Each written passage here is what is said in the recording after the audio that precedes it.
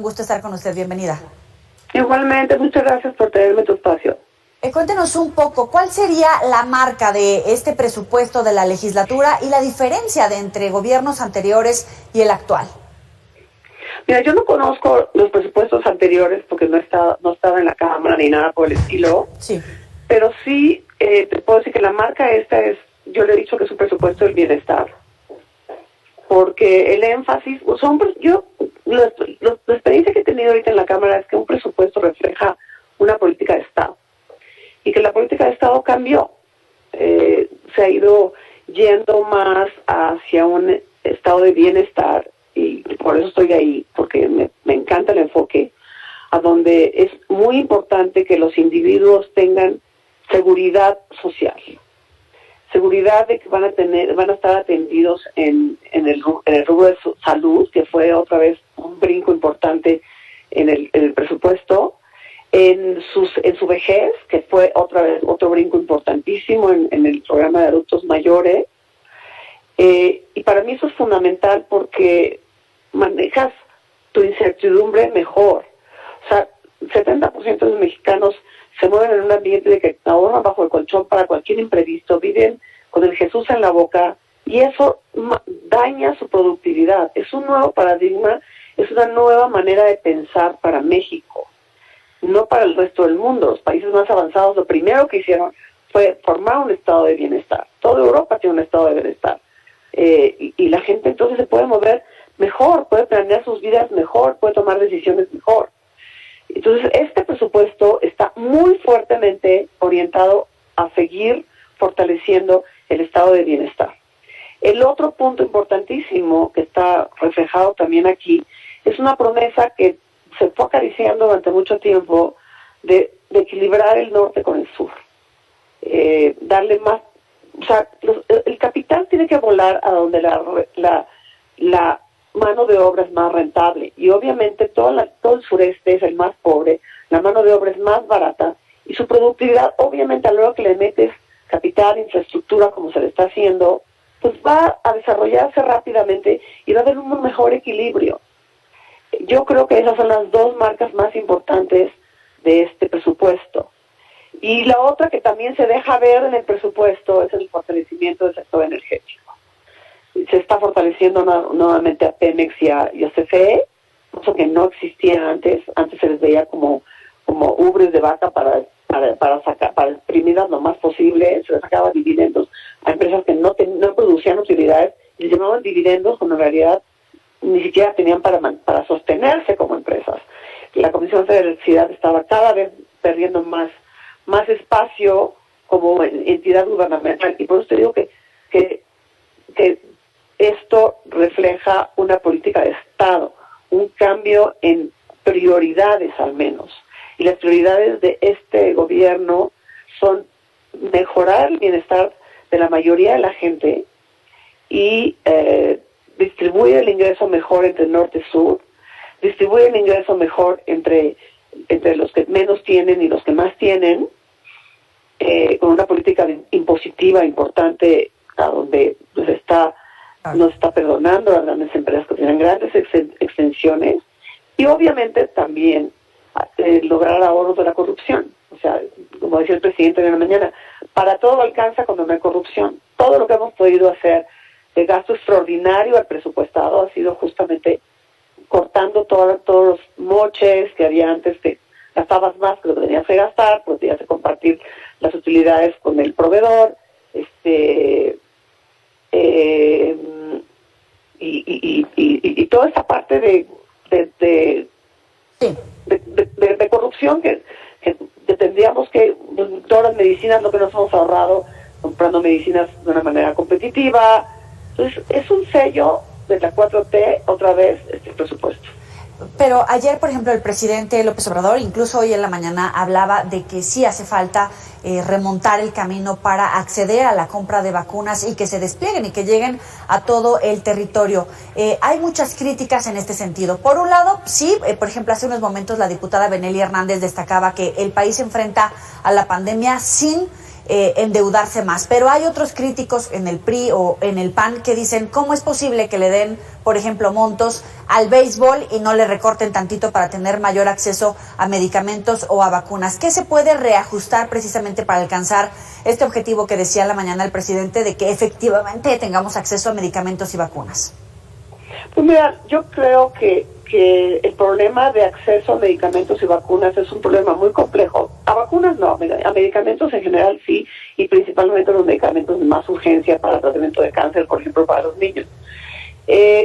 Yo creo que tanto el secretario de Salud en su comparecencia en la Cámara de Diputados como el presidente de la República el día de hoy en la mañana hablaron mucho de distribución. El presidente dijo que no era posible que llegaran sabritas a las comunidades más lejanas y no pudieran llegar los medicamentos más importantes. Que el dinero estaba allí, que las compras estaban en su mayoría realizadas, pero ya también nos lo había dicho el secretario. Tenemos que ir a la última milla, que es la distribución.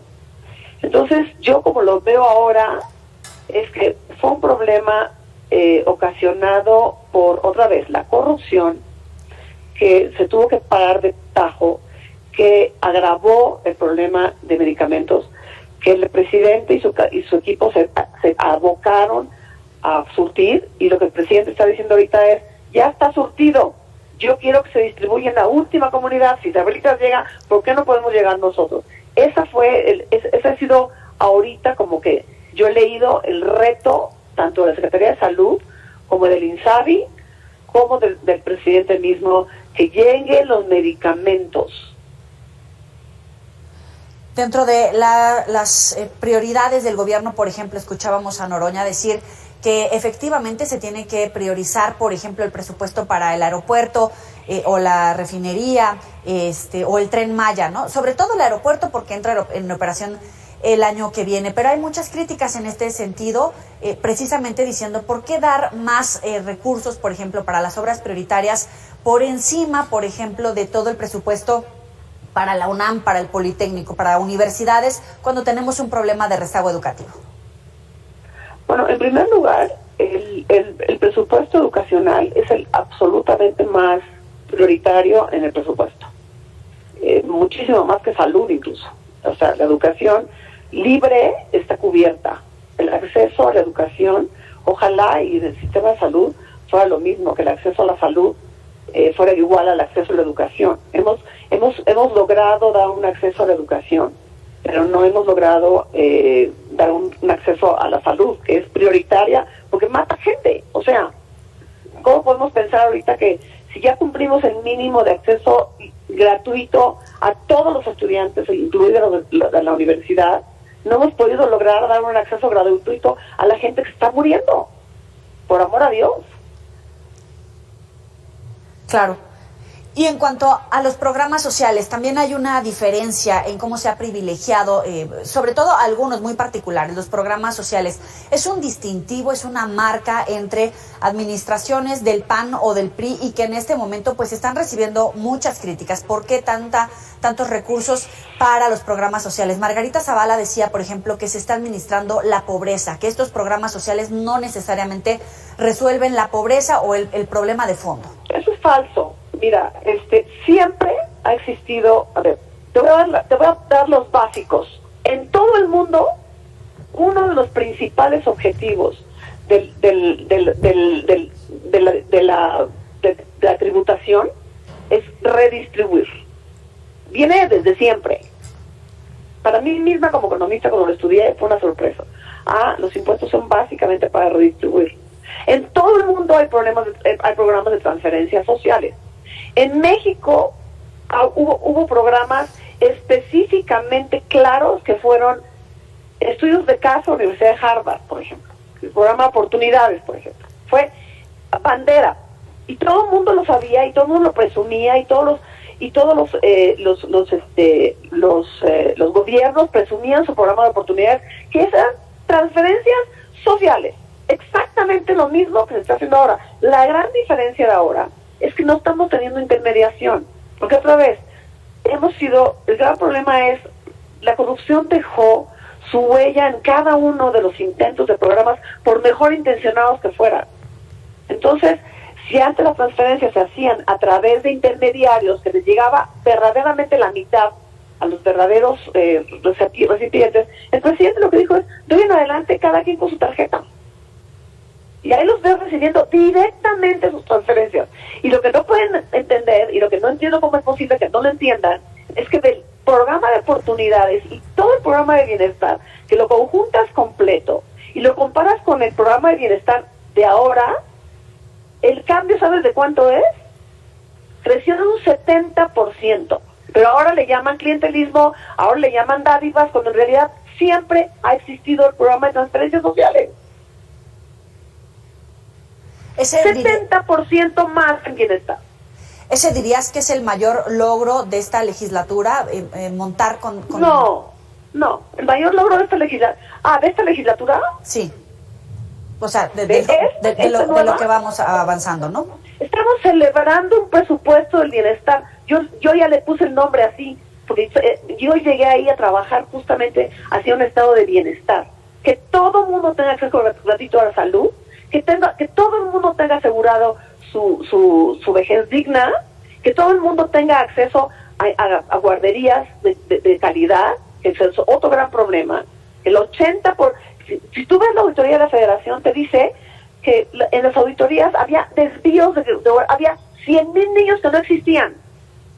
Ese es el gran problema. La intermediación de la corrupción acabó con las buenas intenciones de los programas del pasado. Sí, sin duda uno de los grandes problemas, ya lo decía el presidente en el foro del Consejo de Seguridad de la ONU. Los fondos. Y lo que no entiendo es cómo el Partido Acción Nacional viene y dice, que desapareció. O sea, están cotizando la responsabilidad que tuvieron de no haber sido capaces de que sus programas fueran realizados sin corrupción. Yo no creo que lo hayan hecho con adrede, pero era un cáncer. ¿Cómo es posible que ahora nos vengan a refregar en la cara lo que ellos fueron responsables de no vigilar su corrupción? Que fue lo que acabó con todos sus programas. Todos los fondos, las guarderías, el programa Oportunidades, el INADEM, por Dios santo, todo eso que quieren que regrese. Entonces, no puede uno regresar porque la corrupción estaba metida y por eso el presidente está desintermediando todo. ¿Quieren las transferencias de antes? Sí, pero directas. A mí no me pongan enfrente un fondo. Encontró fondos todos corruptos. Nos quedamos... Y los ves por todos lados. Y desgraciadamente los estados pelean por federalismo y son responsables de no haber administrado sus recursos sin corrupción. Y tú lo sabes. Finalmente, Pati, se habla de que el INE podría recurrir a la Suprema Corte de Justicia de la Nación si le hacen el recorte como lo tienen previsto en este proyecto ya aprobado que está a discusión. ¿Va a terminar el presupuesto del INE en la Corte o hay manera de negociarlo? En este momento están negociándolo. En esa parte sí no soy abogada. Esa parte sí no es mi especialidad, sinceramente. Es Patricia Armendáriz, diputada por Morena, como siempre. Gracias por permitirnos que el auditorio escuche todas las visiones, que escuche la postura, por supuesto, de Morena. Te agradecemos infinitamente estos minutos. Muchas gracias a ti. Hasta luego. Ya sabe que puede recuperar estas y otras entrevistas en nuestros próximos espacios y en nuestras redes sociales. Vamos a una pausa. Volvemos.